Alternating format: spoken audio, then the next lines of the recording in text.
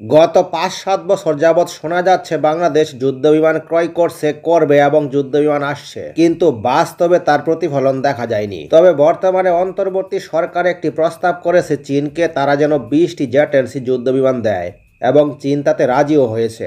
এটা হলো অন্তর্বর্তী সরকারের আবদার। তবে অন্তর্বর্তী সরকার তো ফেব্রুয়ারি মাসের পরে আর থাকবে না, আর ৪-৫ মাস সময় রয়েছে নির্বাচনের। যদি ৪-৫ মাস সময়ের মধ্যে যুদ্ধবিমান ক্রয়ের যে চুক্তিটি সেটি ফাইনাল করা না যায়, তাহলে পরবর্তীতে কি হবে? সামরিকভাবে যদি বাংলাদেশ আরও শক্তিশালী হয়, তাহলে ভারতের নিরাপত্তার জন্য অত্যন্ত চ্যালেঞ্জিং ব্যাপার হয়ে যাবে। এর জন্যই মূলত ছোট্ট দেশ হলেও তারা বাংলাদেশকে জমের মতো ভয় পায়। যুদ্ধবিমান কিনতে বাংলাদেশের $2.2 বিলিয়ন খরচ হবে। ভারতের সরকার থেকে চাপ প্রয়োগ করবে, তা না পারলে ভারতের বিভিন্ন প্রতিষ্ঠান দিয়ে বাংলাদেশকে চাপ প্রয়োগ করবে। যেমন ভারতের আদানি গ্রুপ দিয়ে চাপ প্রয়োগ করবে। তারা বাংলাদেশের কাছে $500-600 মিলিয়ন পাওনা রয়েছে। সেই আদানি গ্রুপ দিয়ে বাংলাদেশকে চাপ প্রয়োগ করতে চাইবে, এবং বাস্তবে সেটা করছে তারা। ভারত কিন্তু এটাও চাইবে যে বাংলাদেশের রিজার্ভ কমে যাক। দেখুন, 2025 সালে এসে বাংলাদেশের রিজার্ভ বর্তমানে প্রায় $32 বিলিয়ন। পার্শ্ববর্তী দেশের হিসাব যদি করি, তাহলে পাকিস্তানের এই রিজার্ভ কিন্তু বর্তমানে প্রায় $16 বিলিয়ন, যা বাংলাদেশের অর্ধেক বলা চলে।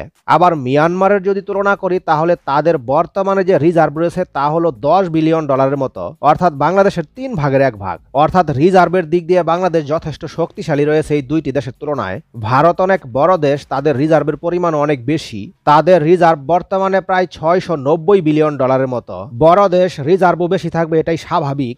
বাংলাদেশের এই যুদ্ধবিমান ক্রয় যে শুধু ভারতই বাধা দিচ্ছে ব্যাপারটা তা নয়, এখানে রাজনৈতিকভাবেও একটি প্রতিবন্ধকতা তৈরি হতে পারে। কেননা নির্বাচনের আগে যুদ্ধবিমান ক্রয় সম্ভব হবে কিনা সেটা নিয়েও প্রশ্ন রয়েছে। ভারতের সাথে বাংলাদেশের যে সাপে নেউলে সম্পর্ক তৈরি হয়েছে, কয়েক মাসের মধ্যে যদি যুদ্ধবিমান ক্রয় না করা যায়, তাহলে অদূর ভবিষ্যতে কখন ক্রয় করা যাবে সে বিষয়ে সন্দেহ রয়েছে। তাই নির্বাচন ফেব্রুয়ারি মাসে হোক বা কয়েক বছর পরে হোক, নির্বাচনের আগেই যুদ্ধবিমান অত্যাবশ্যকীয় দরকার। তা না হলে বাংলাদেশের সার্বভৌমত্ব বিঘ্নিত হতে পারে। কারণ বিশ্বে যে পরিমাণ যুদ্ধ শুরু হয়েছে, বাংলাদেশের সাথেও যে ভারতের বা কোনো একটা দেশের যুদ্ধ লেগে যাবে না তা নিশ্চিত করে বলা যায় না। বর্তমানে বাংলাদেশের চতুর্দিকেই যুদ্ধ চলছে। পাকিস্তান আফগানিস্তান যুদ্ধ চলছে, মিয়ানমারের সাথে কয়েকটি বিদ্রোহী গোষ্ঠীর যুদ্ধ চলছে, এবং ভারতেও বিচ্ছিন্নতাবাদীরা যুদ্ধ চালাচ্ছে। তাই বাংলাদেশে খুব শীঘ্রই একটি যুদ্ধ লেগে যেতে পারে, এটা অসম্ভব কিছু নয়। তাই আগে থেকেই বাংলাদেশকে শক্তিশালী অবস্থান তৈরি করতে না পারলে দেশের সার্বভৌমত্বে বড় ধরনের হুমকি নেমে আসতে পারে। তাই নির্বাচনের আগে যুদ্ধবিমান ছাড়া বিকল্প কোনো রাস্তা খোলা নেই। এই চুক্তি বাস্তবায়িত হলে এটি হবে বাংলাদেশ বিমান বাহিনীর ইতিহাসে সবচেয়ে আধুনিক জেট ক্রয়। অনেকের মনে প্রশ্ন থাকতে পারে, কেন বাংলাদেশ রাশিয়া, ফ্রান্স বা যুক্তরাষ্ট্রকে না বেছে চীনকে বেছে নিয়েছে?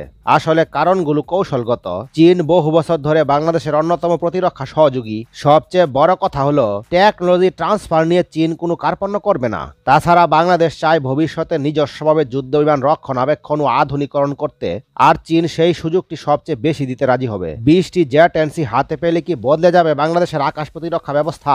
এক কথায়, একসাথে ড্রোন, রাডার ও মিসাইল সিস্টেমের সঙ্গে যুক্ত হয়ে কাজ করতে পারবে এই যুদ্ধবিমানটি। তাই বাংলাদেশও যদি এই প্রযুক্তিটি কিনে, আকাশ প্রতিরক্ষায় বাংলাদেশ অনেক শক্তিশালী অবস্থান তৈরি করতে পারবে। চীনের জেট-এনসি শুধু যুদ্ধবিমান নয়, এটি বাংলাদেশের প্রতিরক্ষার এক নতুন শক্তি। জেট-এনসি আসলে শুধু আকাশে উড়বে না, এটি উড়াবে বাংলাদেশের আত্মবিশ্বাসকেও। এ ব্যাপারে কমেন্টের মাধ্যমে জানিয়ে দিন আপনাদের মতামত। পরবর্তী নতুন ভিডিও সবার আগে পেতে লাইক, কমেন্ট, শেয়ার এবং সাবস্ক্রাইব করতে ভুলবেন না।